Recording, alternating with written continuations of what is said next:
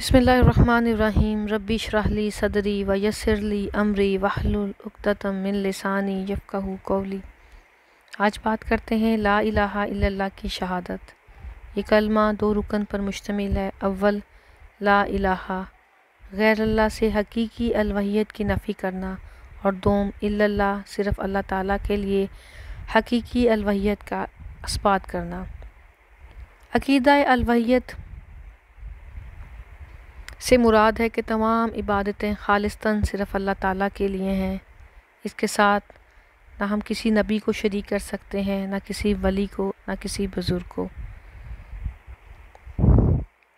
اللہ سبحانہ تعالیٰ کا ارشاد ہے، وَإِذْ قَالَ إِبْرَاهِيمُ لِأَبِيهِ وَقَوْمِهِ إِنَّنِي بَرَّاءٌ مِّمَّا تَعْبُدُونَ إِلَّا الَّذِي فَطَرَنِي فَإِنَّهُ سَيَهْدِينِ۔ اور جب ابراہیم علیہ السلام نے اپنے باپ اور قوم سے کہا کہ بے شک میں ان سے برات کا اعلان کرتا ہوں جن کی تم عبادت کرتے ہو، سوائے اس ذات کے جس نے مجھے پیدا کیا، اور بلا شبہ وہی میری رہنمائی کرے گا۔ عقیدہ توحید اس وقت تک صحیح نہیں ہو سکتا جب تک دو چیزوں کو جمع نہ کیا جائے، ایک اکیلے اللہ کی وحدانیت، اور دوسری شرک اور اہل شرک سے برات کا اظہار۔ ایک جگہ روایت ہے کہ جنت کی کنجی لا الہ الا اللہ ہے، لیکن یہاں سوال یہ پیدا ہوتا ہے کہ کیا جس شخص نے بھی زبان سے لا الہ الا اللہ کہہ دیا، وہ اس کا حقدار ہو گیا کہ اس کے لیے جنت کے دروازے کھول دیے جائیں گے؟ وہب بن منبع رضی اللہ تعالیٰ عنہ سے دریافت کیا گیا کہ کیا لا الہ الا اللہ جنت کی کنجی نہیں ہے؟ انہوں نے جواب دیا، ہاں کیوں نہیں، لیکن ہر کنجی کے دندانے ہوتے ہیں، اگر تم ایسی کنجی لاؤ جس کے دندانے ہوں تو وہ تمہارے لیے تالا کھولے گی، وگرنہ نہیں۔ رسول اکرم صلی اللہ علیہ وآلہ وسلم کا ارشاد ہے، من قال لا الہ الا اللہ مخلصاً، جس نے اخلاص سے کہا لا الہ الا اللہ، اور پھر فرمایا مستقیناً بہا قلب، اور دل میں اس کا یقین رکھا، تو وہ یقیناً جنت میں داخل ہوگا۔ اہل علم نے اس کی کنجی کے دندانوں کے کچھ حصوں میں تقسیم کیا ہے، جس کا پہلا حصہ ہے علم، کلمے کے معنی کا علم ہونا، کیونکہ ہر کلمے کا کوئی نہ کوئی معنی ہوتا ہے، اس لیے ضروری ہے کہ آپ کلمہ توحید لا الہ الا اللہ کے معنی کا ایسا علم رکھیں جو جہالت کے منافی ہو۔ یہ کلمہ غیر اللہ سے الوہیت کی نفی کرتا ہو اور اللہ تعالیٰ کے لیے الوہیت ثابت کرتا ہو، یعنی اللہ کے سوا کوئی معبود برحق نہیں۔ نبی کریم صلی اللہ علیہ وآلہ وسلم نے ارشاد فرمایا کہ جو شخص اس حال میں فوت ہوا کہ وہ لا الہ الا اللہ کا علم رکھتا تھا، وہ جنت میں جائے گا۔ اس کی دوسری شرط ہے یقین، یعنی آپ کلمہ توحید پر یقین رکھیں، کیونکہ یہ کلمہ شک و شبہ، وہم و گمان، تردد کو قبول نہیں کرتا، اس لیے ضروری ہے کہ ہم اسے یقین کے ساتھ ادا کریں۔ اللہ تعالیٰ نے قرآن مجید میں ارشاد فرمایا کہ انما المؤمنون الذین آمنوا باللہ ورسولہ ثم لم یرتابوا وجاہدوا باموالہم وانفسہم فی سبیل اللہ اولئک ھم الصادقون۔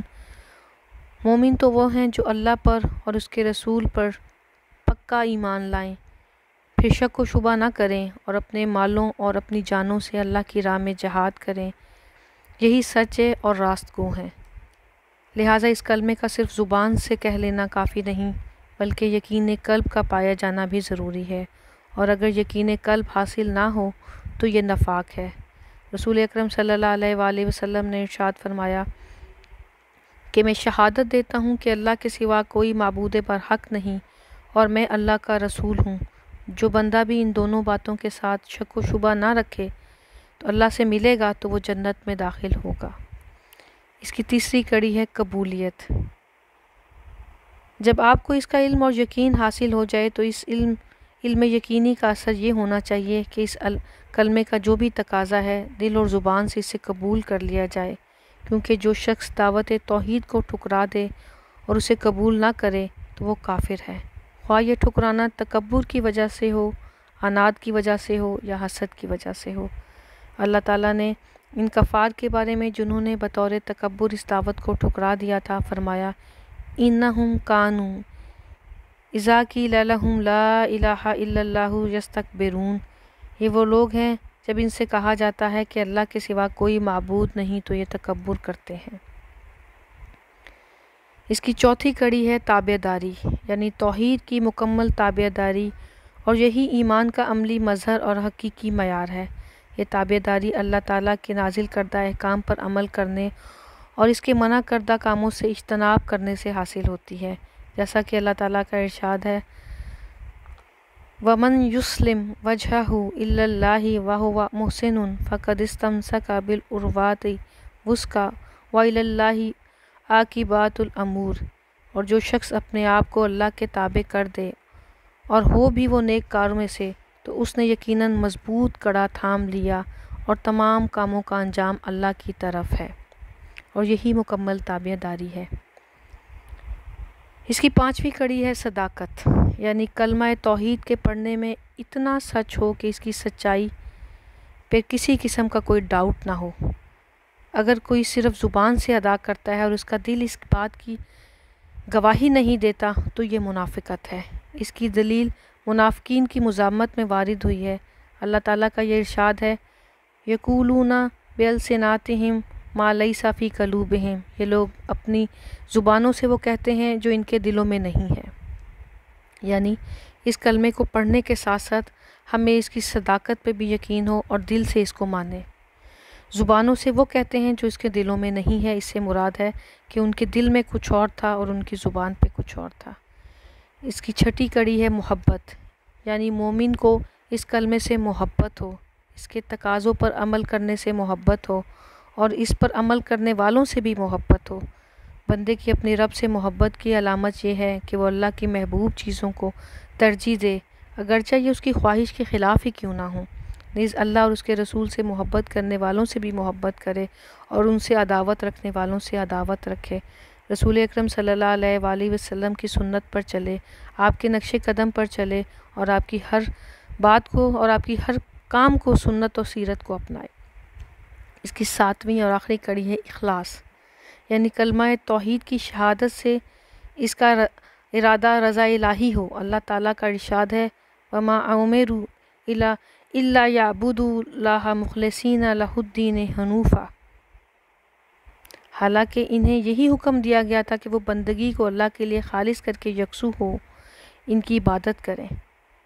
تو اس سے یہ ثابت ہوتا ہے کہ صرف زبان سے لا الہ الا اللہ کہہ دینے سے ہم جنت کے مالک نہیں بن جائیں گے، ہم جنت میں داخل نہیں ہو جائیں گے، بلکہ یقین کے ساتھ اور ان سات کی سات چیزوں پر عمل کرنے سے ہم اس کے حقدار بنیں گے۔ اللہ تعالی ہمیں اخلاص کے ساتھ ان باتوں پر عمل کرنے کی توفیق عطا فرمائے۔ وآخر الدعوانا ان الحمد للہ رب العالمین۔